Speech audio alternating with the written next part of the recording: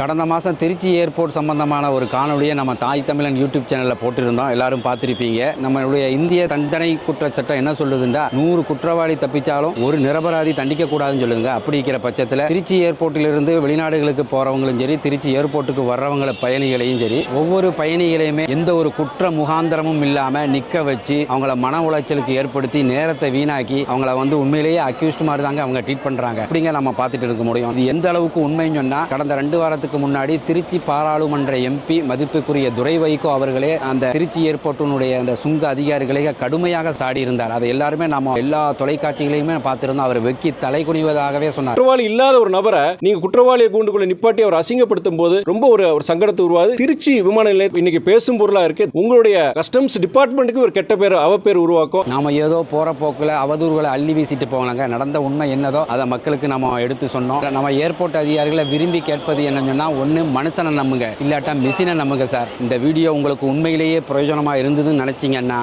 மறக்காமல் ஷேர் பண்ணுங்கள்.